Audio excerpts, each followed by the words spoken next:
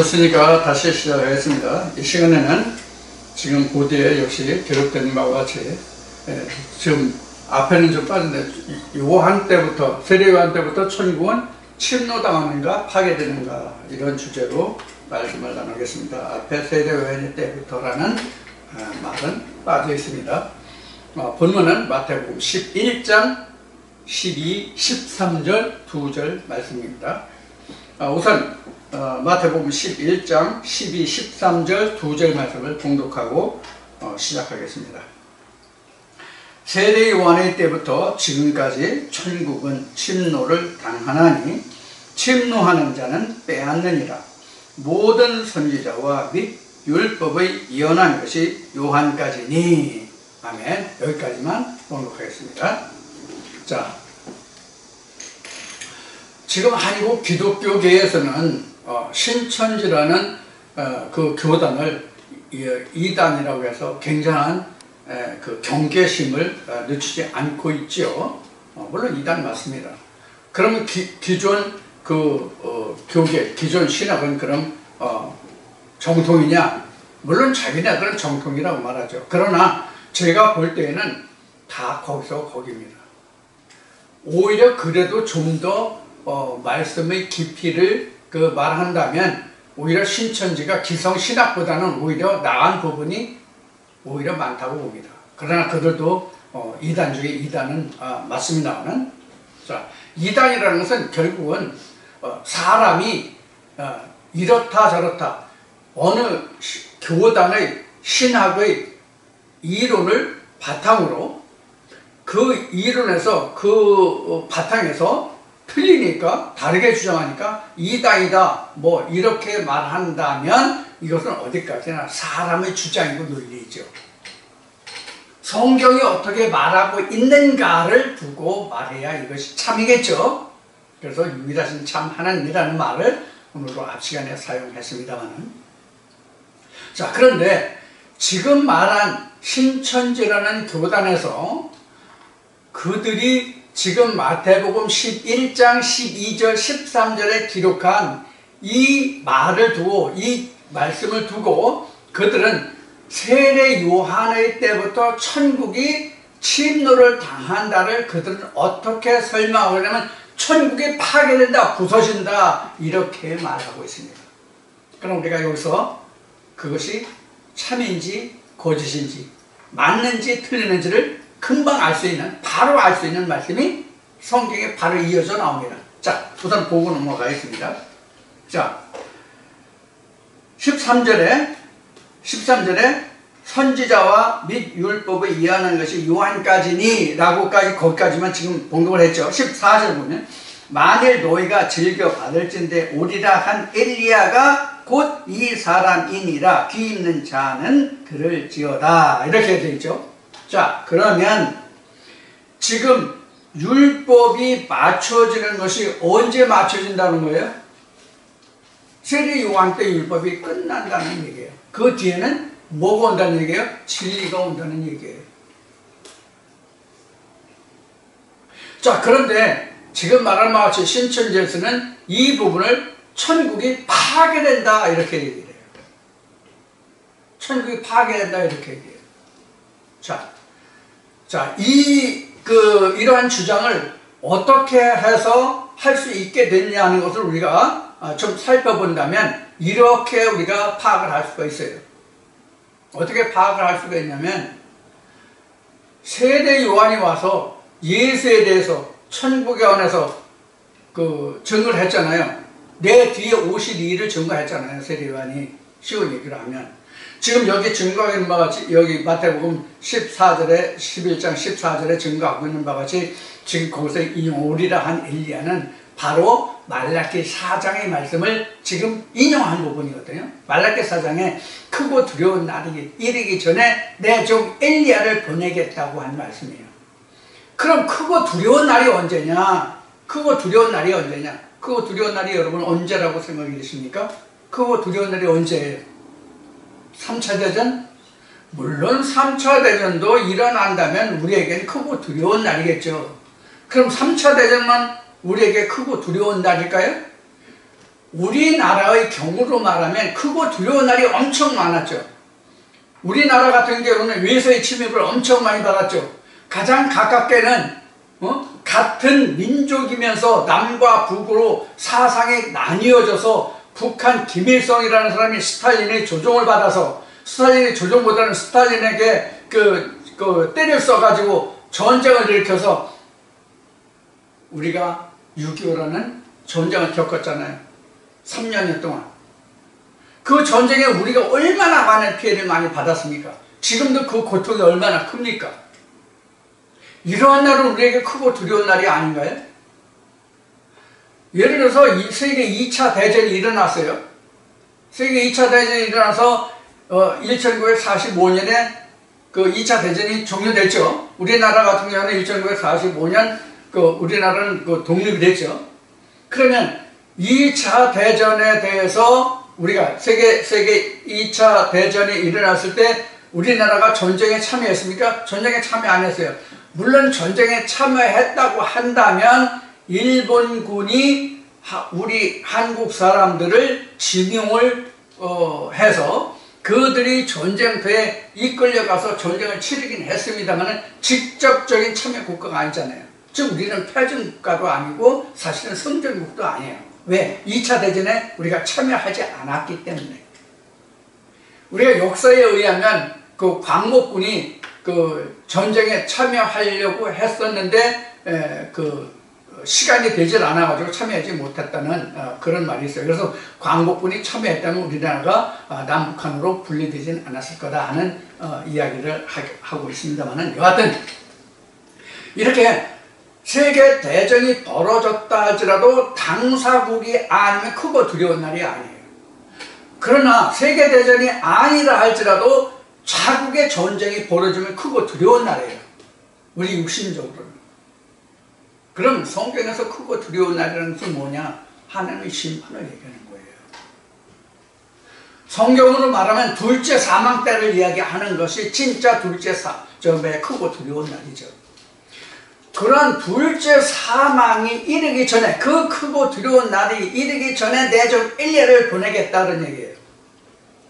그 임무로 온 자가 누구였어? 세례요한이. 그런데 세례요한이 뭐 하는 자였어요? 나는 광야에 외치는 자였으리라. 내가 평탄케 하러 왔다. 내 뒤에 오시기 위해서 평탄케 하러 왔다 그랬어요. 무엇을 평탄케 하는 거예요? 무엇을 평탄케 하는 거예요? 내 뒤에 오시리 예수가 누구예요? 도대체가 메시아 그리스도잖아요. 그러면 지금 마태복음 11장에서 증거하고 있는 바와 같이 세례 요한이 누구 역할로 왔다고 성경은 증거하고 있어요. 엘리야를 보내겠다고는 그 말씀을 지금 마태는 11장에서 증거하고 있는 거잖아요. 다시 14절 볼까요? 자, 만일 너희가 즐겨 받을진대 누구를? 세례 요한을 받으라는 얘기가 아니라 세례 요한의 입에서 나오는 말을 너희가 즐겨 받을진대 오리라 한 엘리야가 곧 이 사람이니라. 그러니까 세례 요한이 엘리야가 아니라 세례 요한의 입으로 나오는 그 말씀이 엘리야란 말이에요. 그럼 엘리야가 뭐가 엘리야예요? 어떤 사람이 엘리야예요? 좀 웃기는 얘기로 재미있는 얘기로 하면 엘리야는 불장난을 잘하는 사람이죠. 그래서 불장난을 잘했죠. 불의 말씀을 그가 증거한 자잖아요. 하늘에서 불이 내려왔잖아요. 열왕기 18장을 보세요. 갈멜산의 역사. 그래서 불장난을 한 사람이잖아요. 엘리야가. 그 불이 뭐예요? 하나님의 말씀이잖아요. 하나님의 말씀, 하나님의 말씀이 불이잖아요. 예수가 그랬잖아요. 내가 이 세상에 불을 던지러 왔는데 불이 붙었으면 내가 무엇이 답답하겠냐고 얘기하잖아요. 그럼 예수가 실제로 이 세상에 와서 2000년 유대 땅에 와서 유대 땅에 뭐 불질렀나요? 방화범인가요? 아니죠. 그래서 내 입에서 나가는 말이 불이라고 말했잖아요. 성경은 그렇게 증거하고 있잖아요. 자, 그래서 지금 그 엘리야라고 하는 것은 실제 사람을 두고 말하면 안 돼요. 우리가 성경의 모든 인물을 그 인물만 보고 이야기하면 안 된다고요. 그 입에서 증거되는 그 말에 우리는 중심을 두고 그 말에 우리는 핵심을 두고 봐야 된다 그런 얘기예요. 왜? 왜 그럴까요? 하나님은 말씀이시니까. 하나님은 말씀이시니까. 근데 하나님은 영이잖아요. 육신이 없잖아요. 뼈와 살이 없잖아요.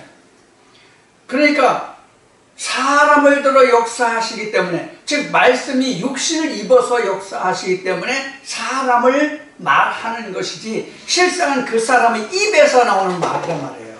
그렇죠?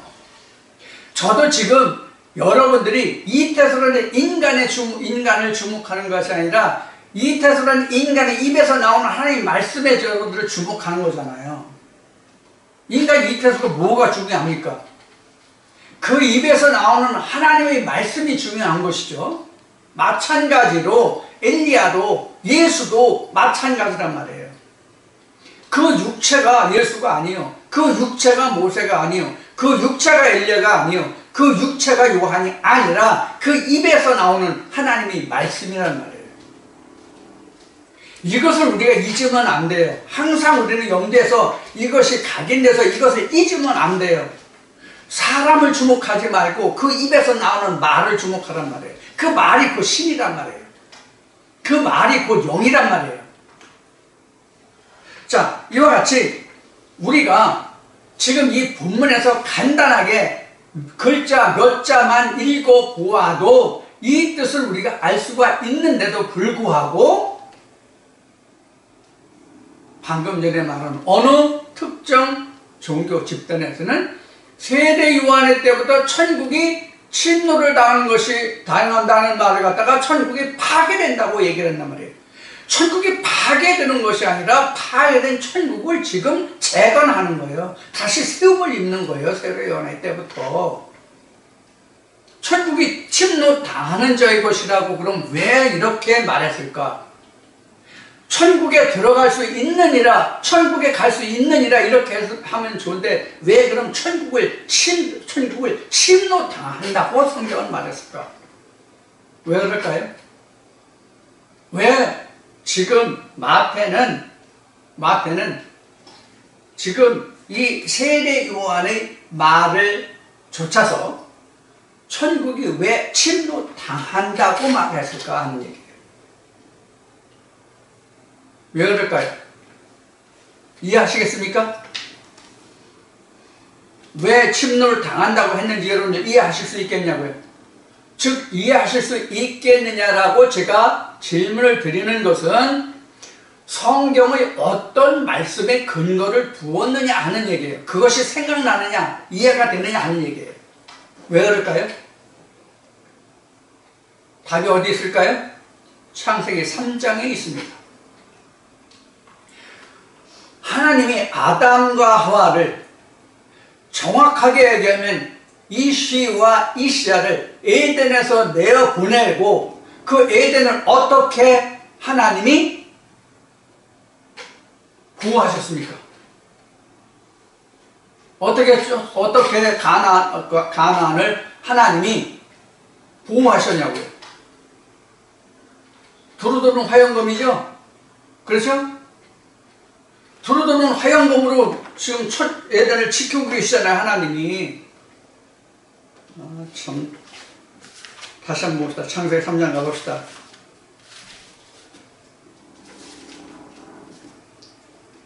창세기 3장이 구약인가 신약인가 잘 모르겠네요.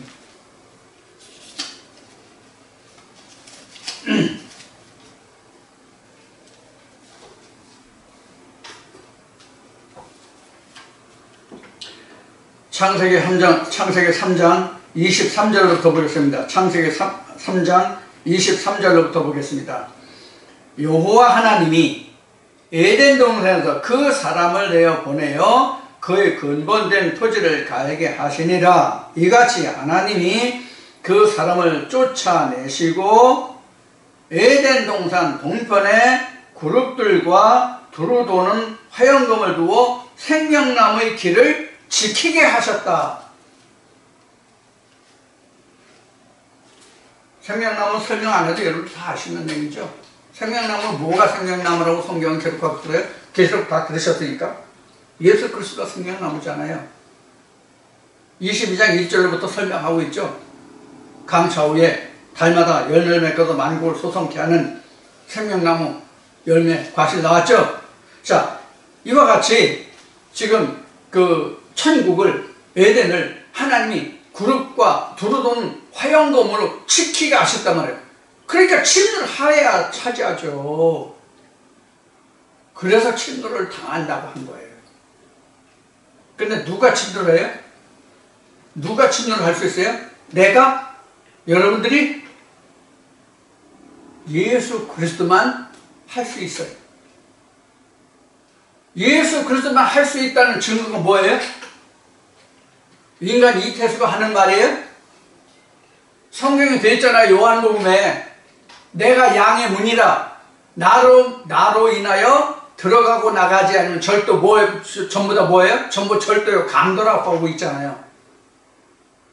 그룹들과 두루 도는 화영검의 문을 열 수 있는 것은 예수 그리스도란 말이에요. 그래서 내가 천국 열쇠를 준다고 한 거예요. 베드로에게. 그게 바로 뭐예요? 성령의 검이란 말이에요. 성령의 검이 뭐예요? 어느 대장간에서 성령의 검을 만들어요? 하나님의 대장간에서만 성령의 검이 나와요. 하나님의 말씀 성령의 검. 사도 바울이 증거해놓은 말씀이죠. 예수가 그래서 제자들에게 모든 소유를 팔아서 검을 사라고 한 거예요. 그것도 검 2자로 샀다 보니까 족하다고 그랬어요. 그렇게 성경이 증거하고 있죠.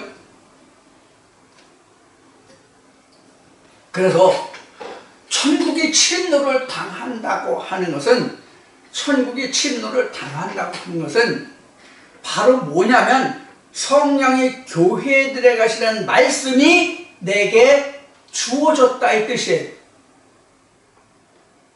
성령의 검, 하나님의 말씀이 내게 주어졌다 이 뜻이에요. 이게 천국을 침노하는 거예요. 우리가 지금 이 세상에 태어나서 저와 여러분들이 존재하고 있잖아요. 내가 존재할 수 있기 위해서는 가장 먼저 내가 한 일이 뭡니까? 내가 가장 먼저 한 일이 뭐예요? 자궁벽을 뚫고 들어가는 거죠? 네? 자궁벽을 뚫고 들어가는 거잖아요.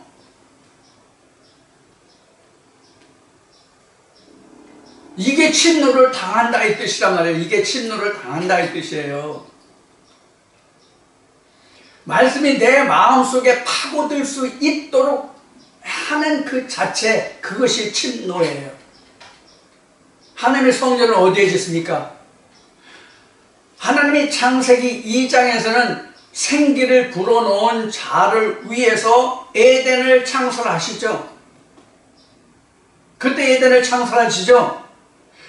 우리도 난자가 정자에서 침노를 당해야만 그 난자가 굴러서 자궁으로 옮겨져서 살아갈 수 있는 터전을 마련하게 되죠. 우리도 천국도 하나의 말씀이 내게 잉태됐을 때 비로소 나에게는 뭐가 지어지기 시작해요? 만들어지기 시작해요? 자궁이. 하나님의 말씀이 자랄 수 있는 자궁이. 이것을 성경은 뭐라고 얘기한다? 성전이다. 그래서 고린도서 3장에서는 내 마음이 하나님의 밭이요 성전이다. 내 마음 성전 삼고 주께서 계신다. 찬송가에도 나오잖아요. 그런데 왜 수백억씩 들여서 빚져가면서 성도들 돈 뜯어가지고 건물 성전 짓냐고. 돈 안 들여도 짓는 성전이 있는데 예수가 말하는 것 같이 이 성전 허물어버려 내가 사흘 만에 일으킬게. 그 성전을 세울지를 생각은 안 하고 저와 지 가족들과 지 새끼들은 호호식하고 해외 유학 보내는 그는 건물 짓고 돈 들어가는 그 건물 성전을 왜 저 그 성전에 하나님이 계셔? 이러면서 보세요. 예수 보세요. 예수가 한 말이 뭐예요?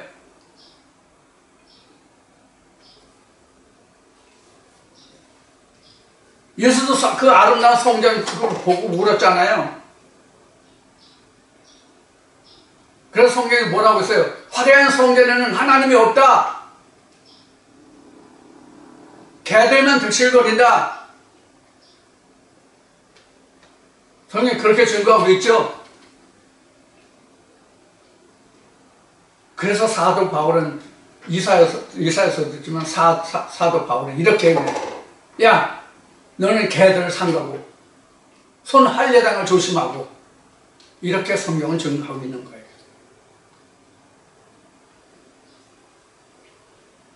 그래서 성령의 교회 되시는 말씀을 들을진저, 성령의 교회 되시는 말씀을 들을진저 이래 된 거예요. 지금 우리는 세례요한이 어디서부터 외치는지를 우리는 봐야 돼요. 제가 지금 이 도표를 블로그에 되어 있지만 제가 이 도표, 이 그림 지금 엄청 많이 그렸어요. 그동안 여러분들. 성경에 세례요한이 지금 위치가 어디예요? 세례요한의 위치가 어디예요? 요단강이잖아요. 요단강.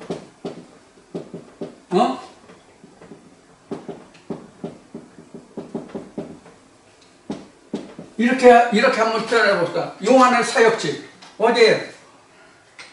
요한의 사역지가 어디에요? 요단강가잖아요. 요단강가에서.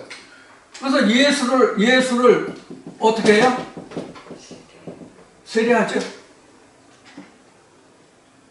그래서 세례요한이 뭐라 그래요? 예수가 와서, 요한아, 나 너한테 할례 좀 받아야 되겠다. 야, 너한테 할례 받으러 왔어 나. 예수가 그러니까 요한이 뭐라 그래요?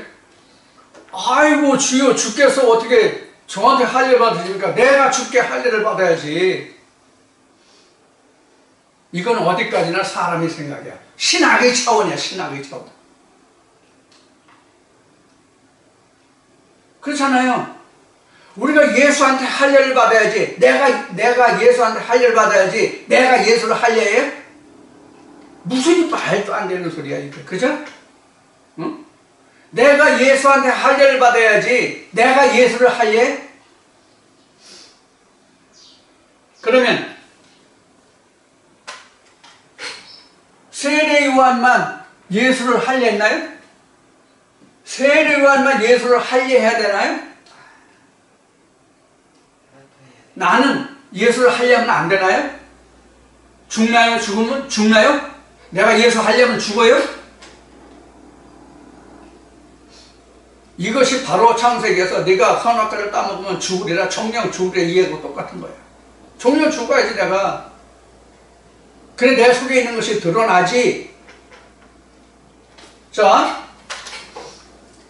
지금 성경에는 세례요한이라는 인물이 따로 있잖아요. 그래요?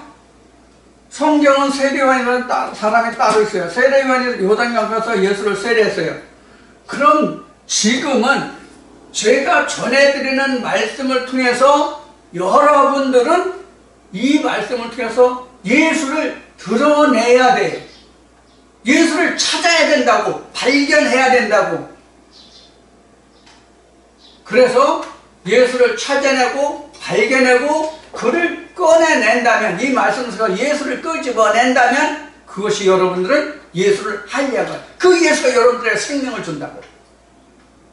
그게 앞 시간에 얘기한 이러한 상태를 내가 깨닫고 아는 것이 바로 뭐다? 잉태다. 이때 하나님은 그 아담을 위해서, 그 생기가 들어간 자를 위해서 무엇을 창설하신다? 에덴을 창설하신다. 이것이 태초와도 같은 얘기죠. 이게 성령을 받은 그 순간이죠. 성령을 받는 그 순간이죠. 이해가 됐습니까? 지난주에 여러분들과 나는 성령에 대한 보충 설명이 되기도 하고, 앞 시간에 얘기한 말씀과도 지금 같이 연결되는 문제입니다. 알파 오메가예요. 요것 따르고 저것 따르고 그것 따르고 뭐 이렇게 이런 성경이 아니에요. 성경은 하나로 다 관통되는 거예요. 그래서 내가 알파 오메가예요. 처음과 나중에 시작과 끝이다. 시작도 나요, 끝도 나다. 이렇게 성경은 증거하고 있는 것이죠. 자, 그래서 지금 요한의 사역지가 요단강인 것과 같이 지금 여러분들이 제가 증거해 드리고 있는 이 말씀을 들으신다면 여러분들은 지금 요단강가에 와 있는 거예요. 요단강가에 와 있는 거예요. 요단강가에 와 있는데 여러분들은 애굽의 말씀도 있고 광야의 말씀도 있어요. 애굽과 광야의 말씀이 있어요. 그래서 여기서 뭐가 필요하냐면 여리고성의 함락이 필요한 거예요. 이 여리고성의 함락이 다른 말로 얘기하면 뭐냐? 할례요, 세례예요. 이 할례와 세례는 그럼 뭐냐? 애굽과 광야에 속한 말씀을 벗어버리는 게 할례예요. 그래 여리고성이 함락되는 거예요. 그럼 예수의 본 모습이 나오는 거예요. 예수의 본체가 여기서 뭐로 나타나요? 성령으로. 여기서는 육체로. 여기서도 육체로. 그래서 바울은 내가 지금까지는 모든 사람들을 그 외모로 사람으로 판단해주면 이제는 그렇게 판단하지 않고 그 영으로 판단한다라고 하는 증거를 남기게 되는 거예요. 그래서 하나님 영이니까. 그래서 성경은 다 뭐로 봐야 된다는 얘기예요? 하나님 영이라는 얘기는 성경을 다 뭐로 봐야 된다는 얘기예요? 영으로 보아야 한다는 얘기죠. 이것이 성령이 교회들에 가신 말씀이에요. 그래서 예수가 제자들에게 요한복음 14장에서 17장까지 이르는 말씀에서 내가 아버지께로 가면 내 이름으로 아버지께서 성령을 보내줄 건데 그 성령이 모든 것을 알게 하고 기억나게 하고 깨닫게 한다 이렇게 말씀하신 거예요. 그럼 그 성령이 모두 온전히 잘한 거죠. 그래야만. 자, 그래서 여기서부터 천국이 이렇게 침노를 당해 가는 거예요. 침노. 그럼 진짜 침노가 언제? 여리고성 함락부터 진짜 천국이 침노를 당하는 거예요. 가나안이지만 같은 가나안이 아니라고. 응? 가나안 땅이지만 요단강을 넘어갔지만 다 가나안 본토가 아니라고. 진리 말씀을 듣는다고 하지만 제가 증거해드리는 말씀을 여러분들이 들으신다고 하지만 이 증거하는 속에 들어있는 그 말씀을 캐내지 않으면 못하면 여리고성이 딱 가로막고 있는 거예요. 여리고성이 가로막고 있는 거라고. 그래서 성경은 둘째 사망이 다스리지 못하지만 그것이 곧 천국이다라고 성경은 증거하고 있지 않는 이유가 바로 이거예요. 그래서 주 예수여 오시옵소서라는 말이 계시록의 말미에 적혀 있는 거고 둘째 사망이라는 것이 그래서 있는 거란 말이에요. 그래서 스가랴 13장에서도 3분의 2는 멸절이고 3분의 1도 불 가운데 나서 심판을 받는다고 되어 있고 그래서 베드로도 우리가 사도들이 구원 얻는 것이 불 가운데서 얻는 것과 같으면 다른 사람들은 어떠하겠느냐라고 우리에게 반문하고 있는 거예요.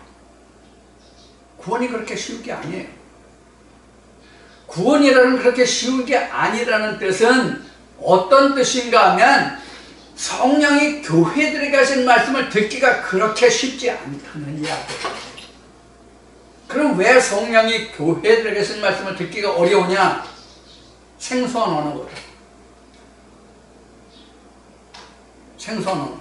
이사야서인가 에레미야서인가 보면 생소한 입술의 말을 듣는다는 생소한 입술의 말을 들을 것이라고 하는 말씀이 나오는데 바로 생소한 입술의 단어가 되죠. 왜? 지금까지 신학의 물에 우리가 너무나도 익숙하거든. 예수가 말한 것 같이 묵은 포도주의 맛을 본 사람은 새 포도주를 먹지 않는다는 것 같거든. 새 포도주는 내가 다시 익혀서 숙성시켜서 맛을 내야 되거든. 근데 그거를 하기 싫거든. 그래서 빌어먹자니 어떻고 땅을 파자니 어떻고 하는 말씀이 그래서 나온 거예요. 새 포도주를 담으려면 내가 땅을 파야 되거든. 내가 땅을 파자니 힘들잖아. 근데 묵은 포도주를 주는 거 그냥 먹으니까 사람이 예대로 전에 어떤 목사가 세상에 어떤 유명한 목사가 한 말을 그대로 전하면 사람이 이성과 감성이 호소하면 사람들이 참 좋아라 하잖아.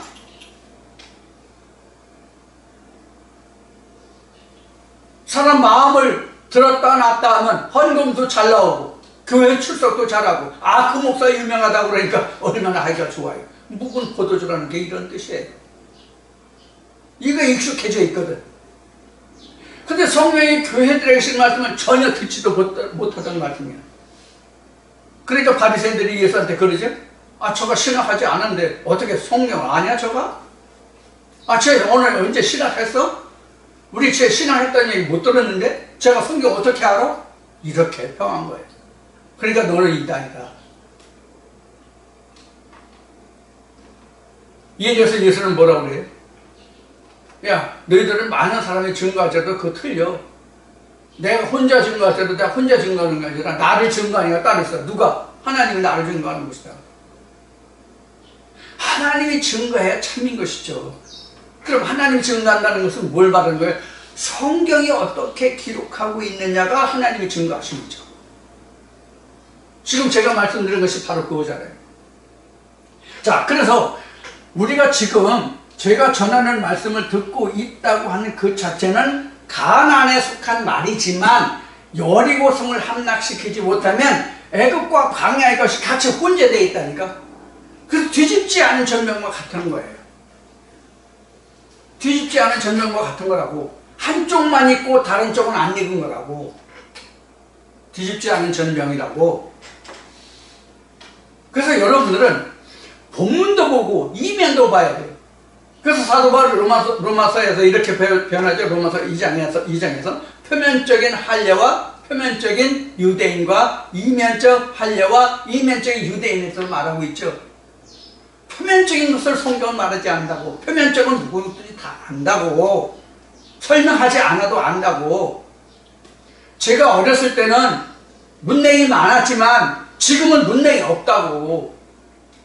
지금 제가 초등학교 들어가기 전에 3살, 4살, 5살 되면 한글 이미 다 지금 깨치잖아요. 우리 깨친다고 그러죠? 다 안단 말이에요.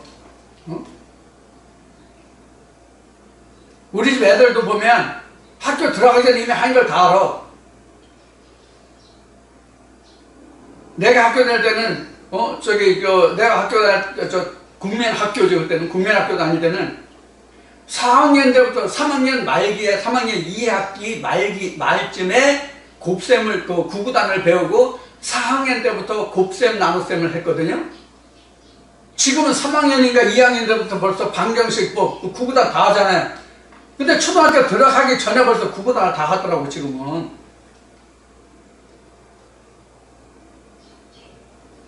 그렇게 지금은 사람들이 다 영악한데 본문 문자적인 걸 몰라서 교회 가서 돈 버리고 지금은 모이지 말라고 하는 그것을 억지 무릅쓰고 교회 가서 하나님 말씀 듣습니까? 그걸 하나님 말씀이라고 듣냐고요. 성령이 교회들에 가시는 말씀이 아닌 것은 하나님 말씀이 아니란 말이에요. 그래서 성령이 교회들에 가신 말씀이 무엇인지를 깨닫고 찾는 그 자가 바로 여리고성이 함락된 거예요. 그 말씀마다. 그래서 지난주에도 말씀을 드렸듯이 여러분들이 제가 성경을 이러하다고 이 말씀은 이러한 뜻이라고 여기에 저기에 이렇게 저렇게 그렇게 증거된 말씀이 그 증거라고 말씀을 드리는 말씀을 통해서 여러분들이 다시 하나님의 말씀을 상고해 가잖아요. 그것도 부분적인 성령이긴 하지만 전체적인 성령의 모습은 아니다 하는 얘기예요. 전체적인 성령을 꿰는 사람은 극히 적다고. 성경으로 의하면 하나뿐이 없다고. 하나님이 엘리야 왜 한 사람만 보내요? 엘리야 많이 보내면 안 돼요? 왜 엘리야 한 사람을 세워요? 왜 모세 한 사람을 세워요? 왜 예수 한 사람을 세워요? 많은 모세, 많은 예수, 많은 엘리야를 세우면 안 되나요?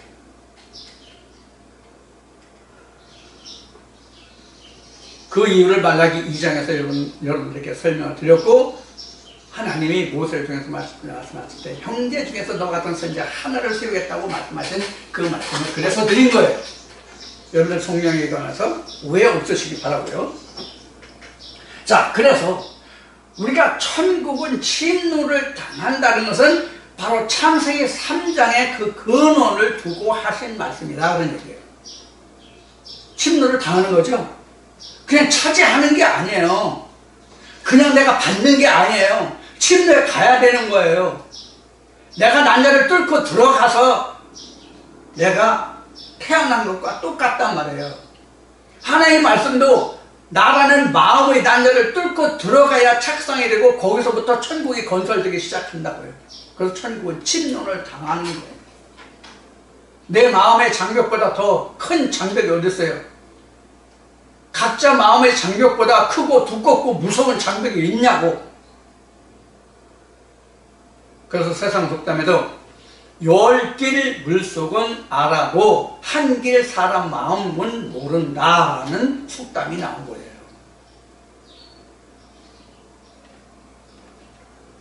그같이 사람의 마음이 복잡 미묘하고 깊고 아주 튼튼하다고요. 네? 견고한 여리고성이라고. 오죽하면 견고한 여리성을 며칠 만에 함락해요? 일주일. 7째 날에 가서 자잖아요. 여러분들이 제가 전해드리는 이 말씀을 들으시고 그 말씀이 깨달아져서 저 사람이 주장하고자 하는 것이 성령이 교회들에게 하신 말씀이 이거였구나라고 깨달으면 그게 바로 7일이에요. 여리고성이 함락된 거예요. 그럼 가나안 본토 이만큼 왔죠? 또 이만큼 오죠? 또 이만큼 오죠? 이렇게 오죠? 말씀 이렇게 오죠? 그래서 천국은 침노를 당하는 거예요. 요한의 때부터.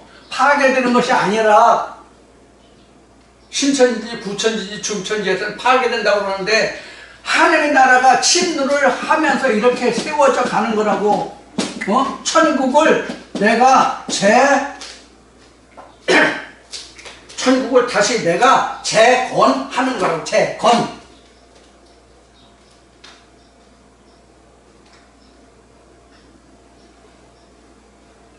이거 천국을 침노한다는 거예요. 이거 천국을 침노한다?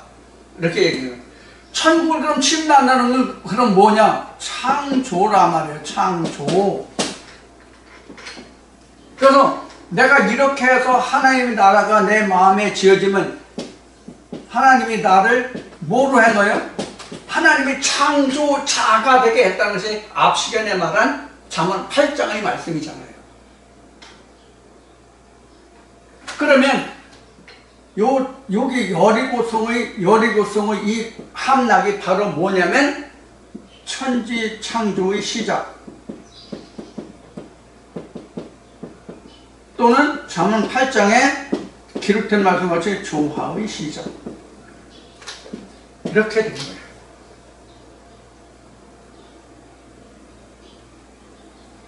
요렇게 속에서 역사되는 이것을 하나님이 하셨다라는 거예요. 말씀이 하셨다라는 거예요. 그러면 이렇게 할 수 있도록 일을 누가 해야 돼요? 요가 천국 침노는 이러한 일을 누가 해야 돼요? 내가 해야 되냐?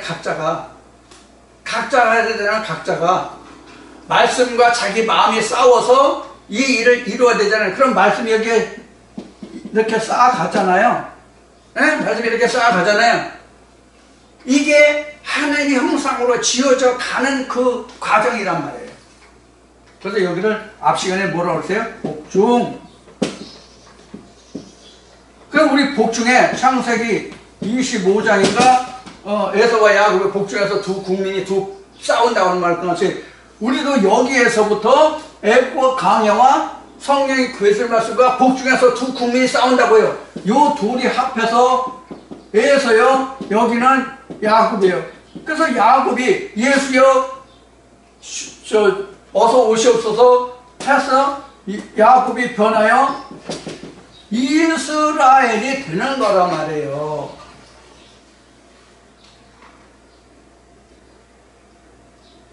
이해가 되십니까? 네? 이해가 되십니까? 이렇게 우리가 과정을 거쳐서 천국이 침노를 당해요. 천국이 원래 내 거가 아니잖아. 하나님 것이잖아.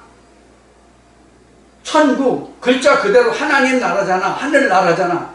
하늘나라는 땅의 나라가 아니잖아. 자, 천국의 반대는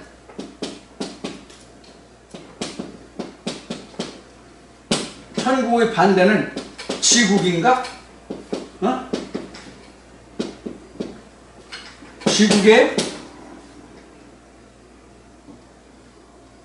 그런 뜻이 아니라 우리 사람을, 즉 하나님 나라로 지어지지 않은 사람을 땅이라 그러잖아요. 성경은 땅.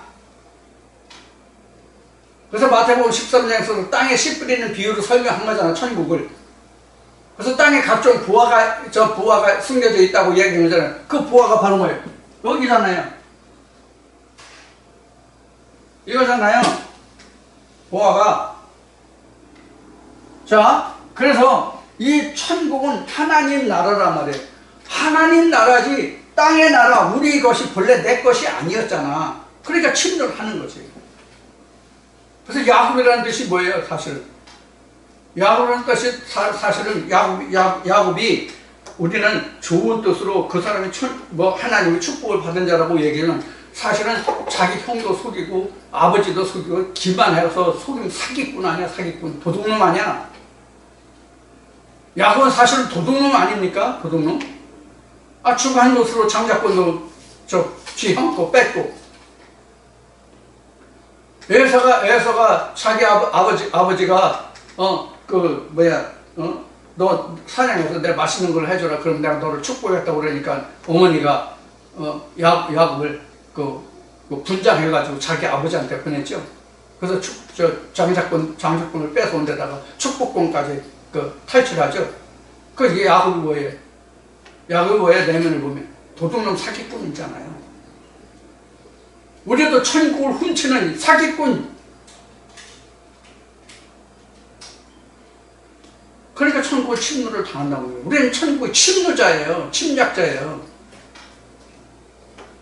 근데 하나님은 구름과 두루두는 화양검으로 지키고 있지만, 화양검을 가지고 오는 자에게는, 즉 성령의 검을 가지고 오는 자는, 즉 예수 그리스도의 성령 오는 자에게는 문을 닫아요. 열어주잖아요. 활짝 열어주시잖아요. 그래서 하나님을 사랑이시라고 한 거예요.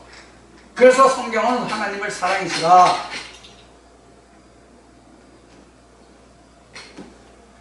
이와 같이 우리는 천국을 세례요한의 음성이 아니면 안 된다고. 세례요한의 음성을 듣지 못하면 내가 예수를 할 수 없다고, 예수를 드러낼 수 없다고, 예수를 발견할 수 없다고, 예수를 찾을 수가 없다고요.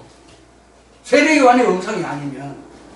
그럼 제가 전해드리는 말씀이 여러분들에게 성령이 교회들에게 하시는 말씀이지만 세례요한의 말씀이 되고, 그 말씀을 받아서 여러분들의 마음속에, 각자의 마음속에 뭘 해야 돼요? 세례요한과 같이 목회를 해야 된다고. 자기 마음을 향해서 이 말씀이 이런가 저런가, 맞는가 틀리는가, 이 말씀이 있는가 없는가, 성경이 그렇게 기록되어 있는가 아닌가, 이것을 내가 전에 신앙생활하면서 지금까지 내가 알아온 그것과는 맞는가 틀리는가, 어느 게 진짜고 어느 게 가짜인가, 이 노력을 누가 해야 되냐고. 내가 해야 되죠. 그럼 내가 천국을 침략하는 자가 되는 거예요. 그거 자체가. 그럼 예수가 드러나고 하나님이 드러나고 성령이 드러나고 그러죠. 그럼 누가 예수를 할래요? 누가 예수를 하나님을 할래요? 내가 한다고. 각자가 무엇을 통해서? 말씀을 통해서. 그래서 성경에서 하나님이 모든 것을 다 하셨다는 얘기는 성령이 교회들에게 하시는 말씀을 통해서만 이 말씀을 깨달을 수 있고 하나님 나라가 지어지고 에덴이 가나안이 지어지기 때문에 하나님이 하셨다고 하는 거예요. 그 대신 그 노력은 누가 해야 된다? 각자가 해야 된다. 이 말씀을 듣는 자. 그래서 말씀을 받은 자의 복이잖아요. 말씀을 깨닫는 자의 복이잖아요. 말씀을 듣는 자의 복이잖아요. 그래서 계시록에는 이 말씀을 보고 듣고 읽는 자에게 복이 있다고 기록한 것이 그런 거잖아요. 그냥 단순히 내가 오늘 뭐 마태복음 이 시간 마태복음 11장 이 말씀하니까 이것을 보고 읽고 뭐 들었으니까 그것이 복이 있다는 뜻이 아니잖아요. 여리고성을 함락시켜야만, 여리고성을 넘어가야만 보고 듣고 읽은 거란 말이에요.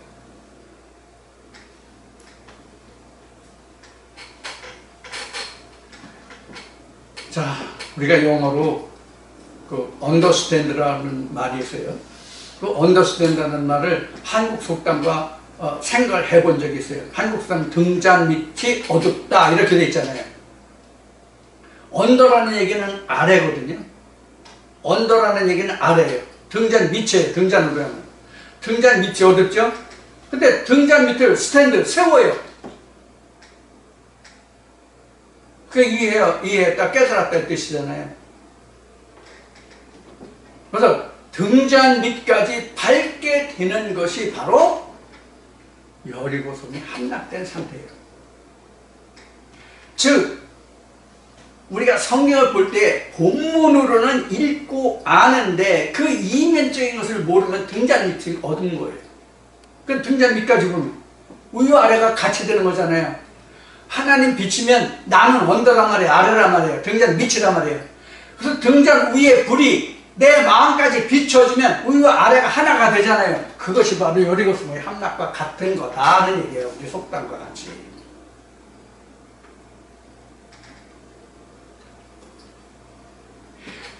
모든 말씀이 이러한 과정이 있단 말이에요. 여러분들이 교회 다니시는 시간과 날과 횟수에 따라서 또 얼마만큼 열심을 내느냐 안 내느냐에 따라서 애국과 광야의 말씀들이 많고 적음이 차이가 있잖아요.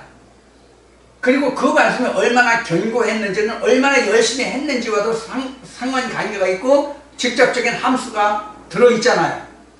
자, 그러한 것을 다 무너뜨리는 그게 여리고성이에요. 네? 앞에 얘기했듯이 애국과 광야를 통해서 듣고 알고 있던 그 모든 것을 무너뜨리는 과정이 여리고라고. 지금 제가 전하는 이 말씀을 들으신다고 할지라도 애국과 광야를 구분하지 못하고 이것을 함락시키지 못하면 그냥 혼잡된 거라고. 열방이 혼잡됐다는 성경 말씀이 있나요 없나요? 있죠? 뒤집지 않은 전병 있죠?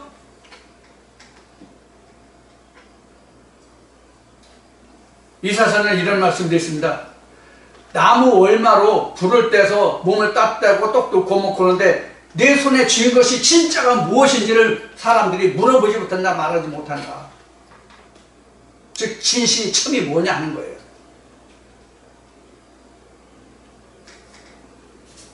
이와 같이 우리가 신앙생활을 하는 데 있어서는 세상 속담과 같이 돌다리 또 두드려보고 건너라는 말이 있죠. 그래서 우리는 성경이 과연 어떻게 기록되어 있는가, 성경에서 기록한 것을 하나님과 변론해서 무엇이 진짜인지를 내가 확인해야 된다. 그래서 성경이 이렇게 되죠. 우리가 알고 가는 이 진리는 확실한 바요. 손에 쥔 바요. 확실한 바요. 그 확신이 뭐예요? 여리고성에 함락된 확신과 여리고성에 함락되지 않은 확신이 같아요? 틀려요?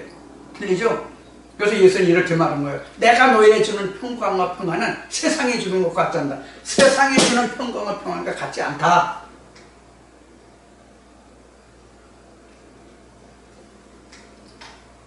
앞에 곱셈 나눗셈 구구단 얘기했는데 제가 국민학교 3학년 때 구구단 그리고 그 곱셈 나눗셈을 배우고 4학년에 올라갔는데 4학년 올라가서 산수 시간에 곱셈은 되는데 나눗셈을 하려니까 나눗셈을 모르겠어.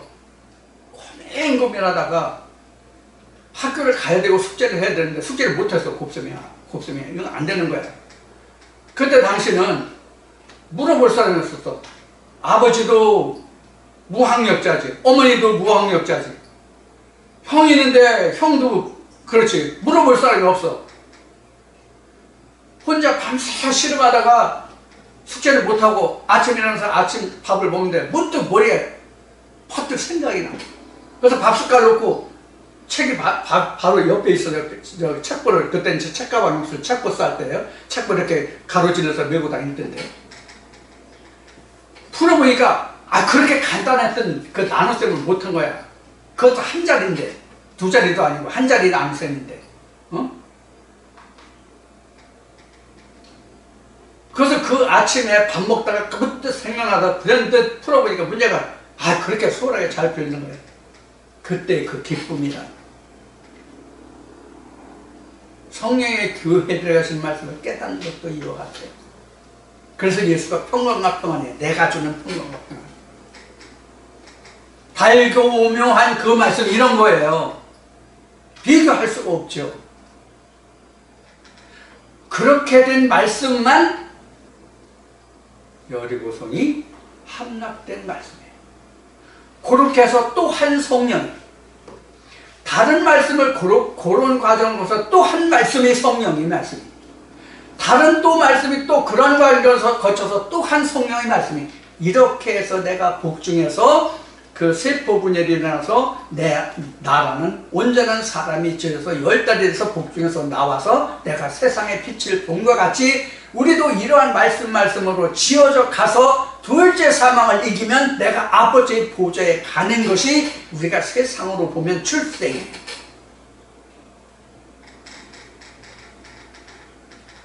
그래서 우리는 천국을 침노한다는 이 말이 바로 이러한 의미로 기록된 거다 하는 얘기예요.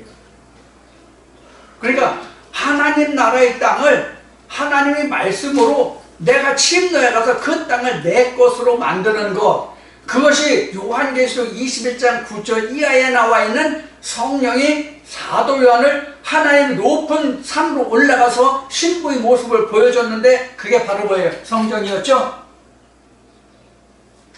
이 성전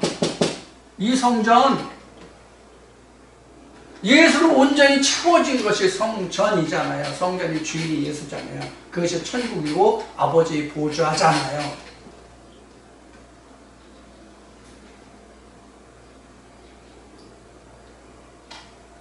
사실 성경은요, 우리가 신학의 언어 체계와 체제보다 체계라고 해야 맞겠죠. 신학의 언어 체계와 하나님의 언어 체계가 달라요. 그래서 우리가 어려운 거예요. 우리가 마치 영어를 배우는데 어순이 다르기 때문에 영어를 배우기 힘든 거거든요. 언어 그 구조 자체가 틀리잖아요. 어순이. 예? 영어는 주어, 동사, 그 다음에 그 풀어주는 그 부사 이렇게 돼 있잖아요. 술부로 돼 있잖아요. 주어, 동사, 술부 이렇게 돼 있잖아요. 근데 우리말은 주어 다음에 그냥 다 술부잖아요. 다 풀어주는 말이잖아요. 그리고 우리는 앞뒤가 바뀌어도 뭐 전혀 관계가 없잖아요. 학교 간다 나는 그래도 되고, 나는 학교 간다 그래도 되잖아요. 물론 영어도 그렇게 말해도 알아들으려나? Go to school, 뭐 이렇게 얘기해도. 자, 그런데 우리가 외국어를 제가 배워보니까 영어는 그렇게 했는데 일본어는 한 1년만 배우면, 아니 최소한 6개월만 열심히 하면 기본 대화 소통을 하겠더라고요. 왜? 어순이 같고 한문 단어가 같은 게 너무 많거든. 그래서 우리나라 사람이 영어 배우기 힘든 거예요. 일본 사람들이 영어 배우기 그래 힘든 거예요. 근데 중국 애들은 영어 배우기가 쉬워요. 왜? 중국도 어순이 영어 같거든.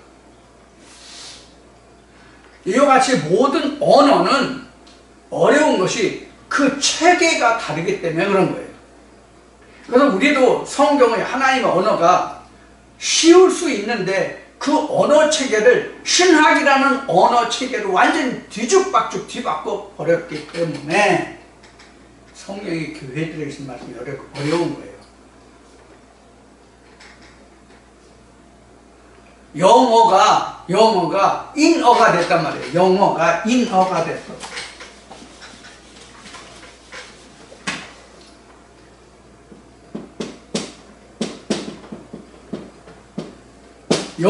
영의 말이 사람의 말로 바뀌었어. 사람의 말로 바뀌었어. 이거를 다시 이렇게 풀어가려니까 얼마나 힘들어. 언어를 다시 배우려니까 얼마나 힘드냐고. 자, 그럴지라도 우리는 이 길을 가야 합니다. 왜? 인간으로 태어나면 어차피 이 육신을 담고 육신으로 살아가는 이 세상의 끝이 아니라 누가복음 16장에 기록된 바와 같이 우리의 사후의 세계, 즉 영의 세계는 영원하거든.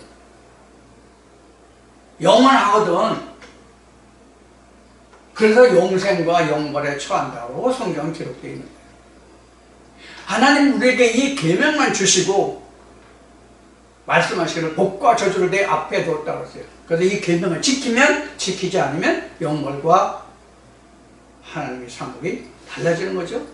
복과 저주가요. 자, 그래서 우리는 하나님의 말씀을 깨달아야 돼요. 이 길을 우리가 분명히 가야 돼요. 인간이면 누구든지 이 길을 가야 한다고요.